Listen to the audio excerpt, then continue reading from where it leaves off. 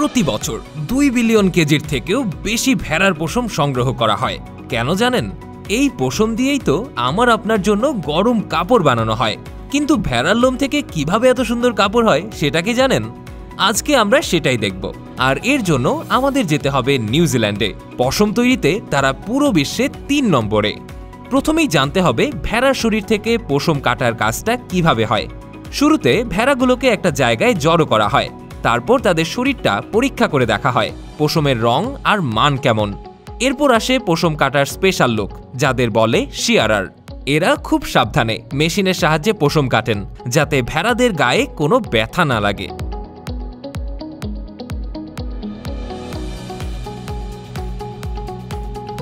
একজন ভালো শিয়ারার দিনে 250টারও বেশি ভেড়ার পশম কাটতে পারেন। মানে একটা ভেড়ার জন্য মাত্র 1 থেকে 2 মিনিট। আসল কাজ হলো ভেড়াটাকে শান্ত করে ধরে রাখা, যাতে তার কোনো অসুবিধা না হয়। নিউজিল্যান্ডে প্রথমে পেটের দিকের ছোট আর ময়লা পশমগুলো কেটে ফেলে, এগুলোর দাম একটু কম। তারপর পিঠের পশম কাটে।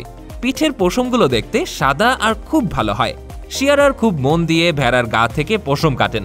এরপর শিয়ারার লম্বা করে একটা টান দেন, মানে ভেড়ার মেরুদণ্ড বরাবর লম্বালম্বি পশম কাটেন। তারপর মুখের আর কানের কাছের পশমও কেটে দেন। একটা ভেড়ার কাজ শেষ হলে শিয়ারার আরেকটা ভেড়ার দিকে যান। এভাবেই তারা সারা দিন পশম কাটেন আর প্রতি ভেড়ার জন্য কিছু টাকা পান। পশম কাটার পর সেটাকে একটা টেবিলের উপর বিছিয়ে খারাপ অংশগুলো বেছে ফেলে দেওয়া হয়। এরপর ভালো পশমগুলো গোল করে বেঁধে ফেলার জন্য রেডি করা হয়। পশম কাটার পর ভেড়াগুলো যেন বেঁচে যায়, গরমের জন্য তারা হালকা হয়ে যায়। এরপর এই বান্ডিলগুলো যায় পরিষ্কার করার কারখানায়। কারখানায় পশমের বান্ডিল খুলে একটা মেশিনে দেওয়া হয়। এই মেশিন পশমগুলোকে ঝেড়ে নরম করে দেয়, যাতে ধুলোবালি সব বেরিয়ে যায়। এতে পশম ধোয়ার সময় পানিও কম লাগে, তাই খরচও বাঁচে।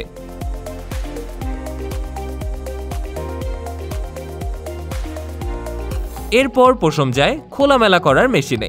এই মেশিনে অনেক দাঁতের মতো আর জালের মতো জিনিস থাকে, যেগুলো পশমকে ঝাঁকিয়ে আলগা করে দেয়।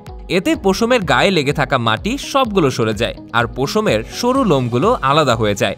এরপর পশমকে গরম পানির বড় গামলায় চুবানো হয়।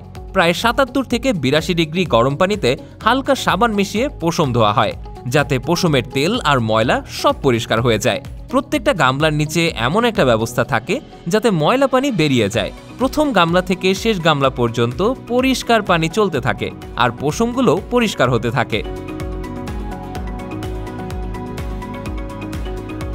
পশম পরিষ্কার করার জন্য প্রথমে 3টি গামলায় সাবান পানি ব্যবহার করা হয়, যা পশমের তেল দূর করে।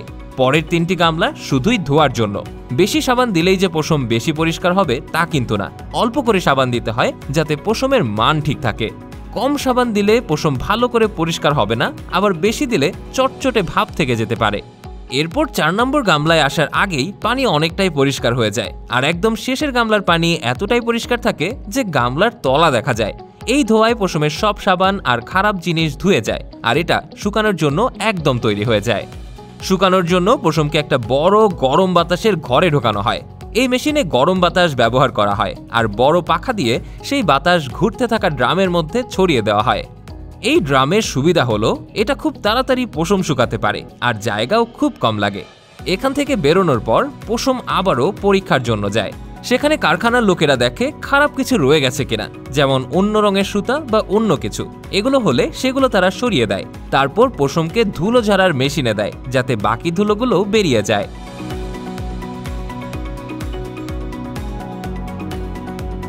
প্রথমে পশম যেমন বড় বান্ডিলের মতো ছিল, সেটা এখন পরিষ্কার হয়ে পরের কাজের জন্য তৈরি।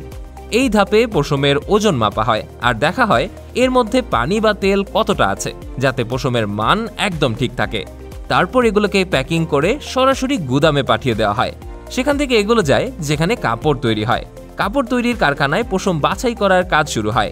সেখানে পশমের বান্ডিলগুলো খুলে আলাদা করা হয় আর কোন কাজের জন্য কতটা পশম লাগবে সেটাও মাপা হয়। এরপর দরকার মতো আলাদা আলাদা পশম মেশানো হয়। এরপর পশমকে আঁচড়ানো হয়। এর জন্য পশমকে লোহার ব্রাশের উপর দিয়ে ঘোরানো হয়, যাতে পশমের সুতোগুলো সোজা হয়ে যায়।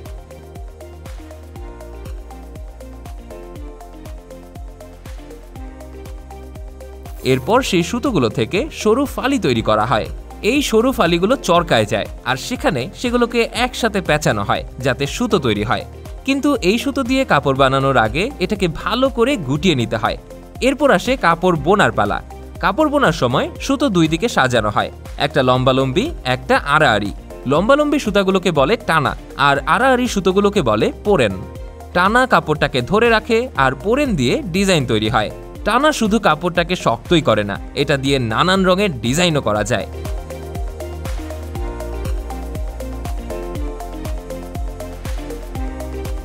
টানা তৈরি হয়ে গেলে সেটাকে তাতে বসানো হয়। প্রত্যেকটা টানার সুতো একটা ছোট ছিদ্রের মধ্যে দিয়ে যায় আর সেই ছিদ্রগুলো উঠানামা করে পোরেনের জন্য জায়গা করে দেয়। নতুন কাপড় বোনার সময় এই কাজটা হাতে করতে হয় আর তাঁত তৈরি করতে প্রায় 2 দিন লেগে যায়।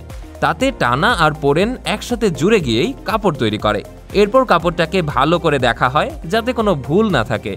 যদি কাপড়ের মধ্যে কোনো খুঁত থাকে তাহলে সেটা কাঁচি বা চিমটা দিয়ে ঠিক করা হয় যাতে কাপড়ের মান ভালো থাকে।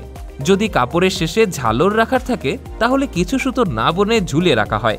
তারপর সেই সুতোগুলোকে একসাথে পেঁচানো হয় আর একটা আলাদা সুতো দিয়ে বাঁধা হয়। এরপর কাপড় ধুলে ঝালরগুলো সুন্দরভাবে ঝুলতে থাকে। এরপরের কাজ হলো কাপড়টাকে একটু ছোট করে নেওয়া। এর জন্য কাপড়টাকে গরম পানিতে ভিজিয়ে একটু নাড়ানো হয়। এতে কাপড়ের সুতোগুলো আরও ঘন হয়ে যায় আর কাপড়টা আরও গরম হয়। এই সময় কাপড়টাকে ভালো করে ধুয়ে নরম করা হয়। পোকামাকড় যাতে না ধরে তার জন্য কিছু কেমিক্যালও ব্যবহার করা হয়। আর কিছু কাপড় তো এমনভাবে তৈরি হয় যেগুলোকে ওয়াশিং মেশিনেও কাচা যায়। একরঙা চাদরের জন্য কাপড় বোনার পরেই রং করা হয় যাতে সবাই নিজের পছন্দ মতো রং নিতে পারে।